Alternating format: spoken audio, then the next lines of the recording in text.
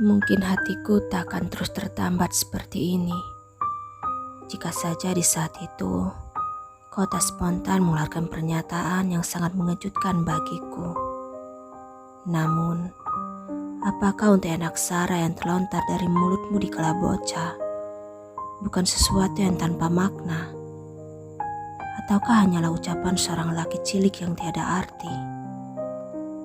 Pertanyaan itu pun kilasan peristiwa di masa lalu tentang kamu terus saja berlompatan di relung otakku hingga memenuhi isi kepala, menari-nari di pelupuk mata, membayang di hadapan bak slide film yang diputar ulang.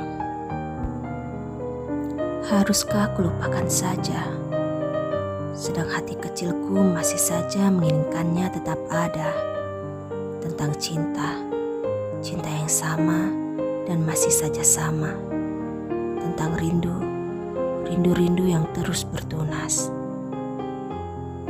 Jangan lari, yang lari besar nanti akan jadi istriku, teriakmu di saat itu, ketika aku tak kunjung mau mengembalikan topi biru dengan karakter Doraemon.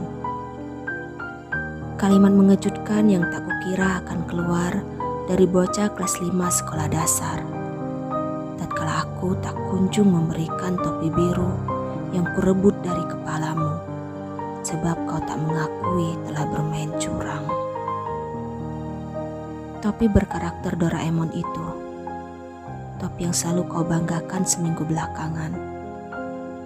Hadiah dari ayah karena aku juara 1 lagi, pamermu. Aku yang tak ingin kau tahu akan perasaanku, terpaksa menghentikan lari dan spontan melempar penutup kepala kebanggaanmu itu. Pura-pura tak suka mendengar kalimat yang kau ucapkan. Padahal hatiku kembang kempis saat itu, berbunga-bunga tiada tara. Namun, sikapmu berubah setelah itu. Esoknya saat bertemu, kau tak asik lagi seperti biasa. Dingin, kaku, seolah, entahlah, sulit kumaknai. Pun seterusnya, kau seperti membangun dinding pemisah di antara kita. Aku yang waktu itu, bahkan hingga kini, tak mengerti apa yang terjadi. Membalas sikapmu dengan acuh tak acuh. Kadang aku bertanya pada hatiku, mungkinkah kau menyesal telah berujar demikian? Karena itukah kau akhirnya menghindariku? Apakah kau menjadi ilfil padaku? Hingga akhirnya kesibukan sekolah memisahkan kita. Meski satu tempat saat di sekolah menengah pertama, tapi perbedaan kelas membuat kita jarang bertemu. Juga di kompleks perumahan. Aktivitas belajar yang cukup padat membuat kita tak lagi sering bermain di halaman, seperti di kala sekolah dasar. Hari-hari berlalu, aku mengenal seorang kakak kelas baik hati yang sangat perhatian padaku. Dia ramah dan langganan juara kelas. Kalau bicara, hanya kata-kata bijak dan keoptimisan yang ia ucapkan. Sikapnya sangat dewasa. Ia juga aktif berorganisasi.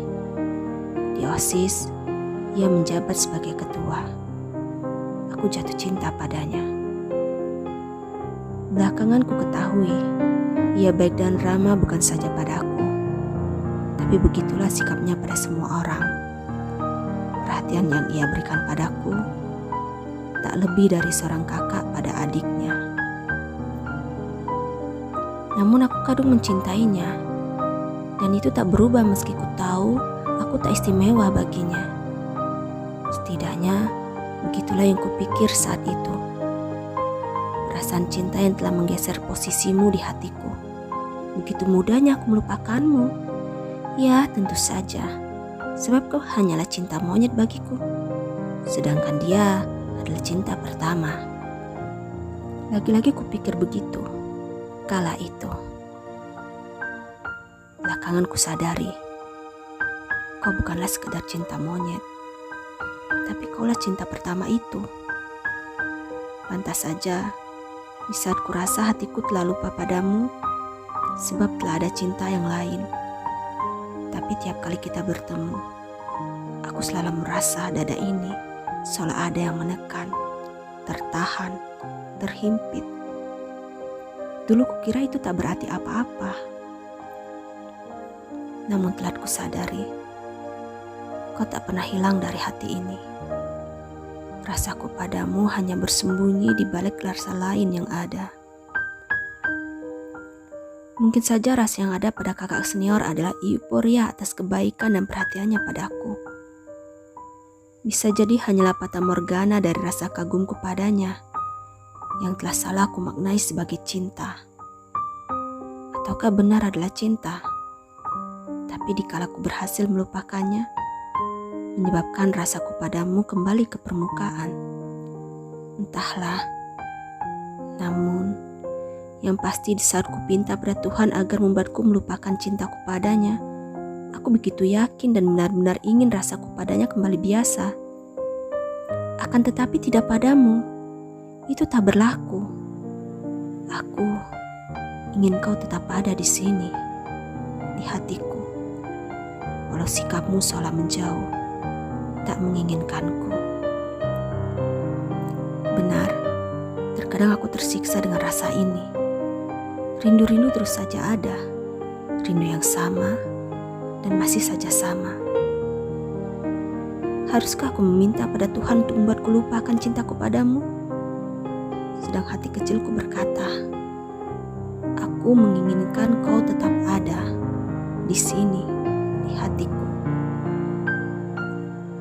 Aku pernah melihatmu melakukan sesuatu yang tak kuinginkan ada pada jodohku nanti. Anehnya, tak menimbulkan efek apa-apa akan rasaku padamu.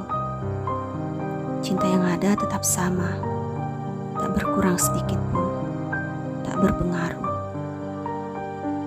Orang-orang bilang, itulah sebenarnya cinta, cinta tanpa syarat. Bahkan hingga kini pun, tak kutemukan satupun alasan kenapa aku jatuh cinta padamu. Cinta, aku rindu, sungguh aku rindu. Rindu yang sama dan masih saja sama. Lalu kupejamkan mata, kulihat bayangmu di sana, sedang tersenyum. Lantas bagaimana aku bisa lupa? Satu lagi, hampir saja aku tak ingat. Kejadian saat di SMA. Tentu saja ketika aku belum menyadari bahwa kau masih ada di hatiku dan masih tertanam kuat di dasar hati. Kala itu aku naksir kakak kelas. Dia adalah seorang bintang yang dikagumi para siswi. Karena kecerobohanku, perihal diriku yang naksir si dia tersebar ke seantero kelasku, bahkan hingga ke kelas dia. Lagi-lagi, aku yang gengsian tak berani mengakui kebenaran itu. Aku menghindar, bersikap seolah kabar tersebut tidak benar.